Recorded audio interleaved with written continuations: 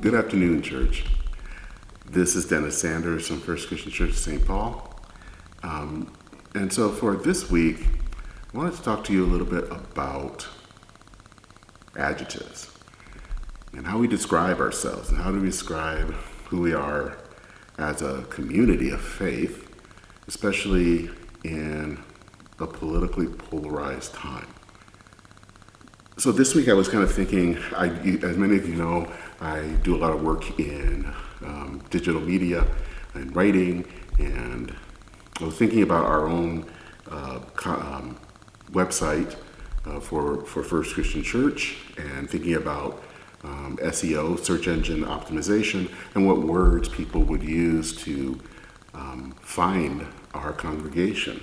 And I kept wondering, and for many years have wondered, should we describe ourselves as a progressive congregation?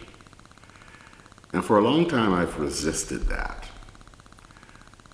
And on the surface, in many ways, we are, in some ways, a progressive congregation. We are an open and affirming church. We welcome lgbtq people.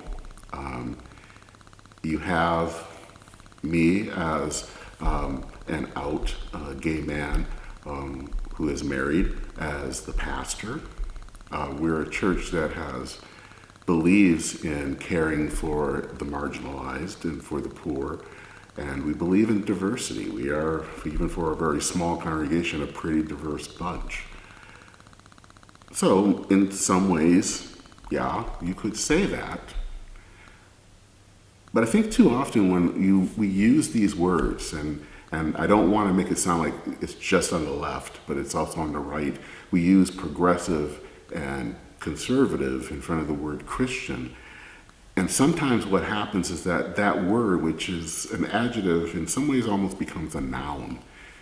We are so tied up in this age of our identity, of who we are.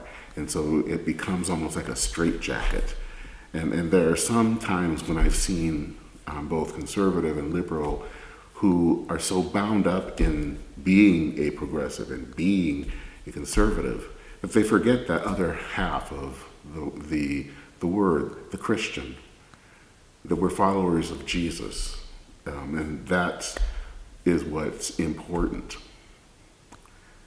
Of course, it still doesn't answer the question, should we describe ourselves as a progressive congregation?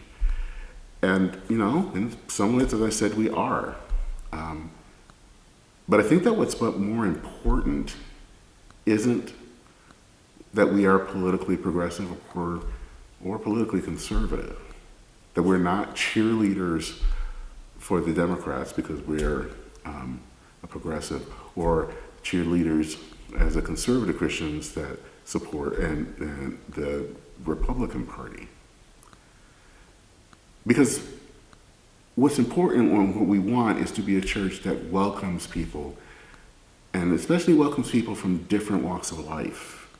One of the things as disciples that's important is that we believe in the centrality of the communion table, that it's not our table, it's God's table, and that God welcomes everyone to the table.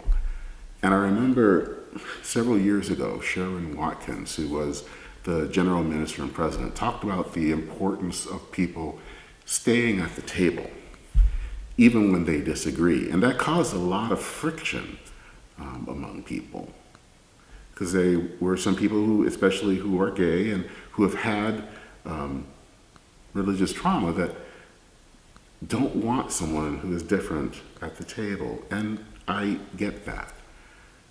But it is also important that we have and try to find ways of communicating and talking with one another. And it's important that we are at the table together. Not everyone who is at churches believe the same way. I, for one, would not be considered politically progressive. I tend to vote sometimes more on the center-right, sometimes libertarian. I have sometimes different viewpoints, and I know that even within our congregation there are probably very different viewpoints politically.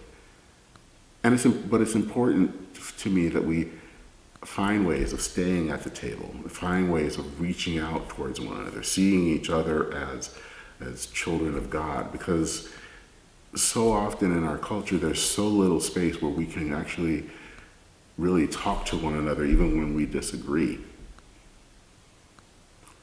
So, are we a progressive congregation? Probably. But I think what's more important is that we love God and we love others. And that is something that we are called to do regardless of how we vote or what we think on various issues. And that's what matters. Probably won't easily fit for search engine optimization, but I do think it is what God calls us to be. A people that loves God passionately, but also loves others just as passionately. Well, that's it for this week. Take care, church. Blessings.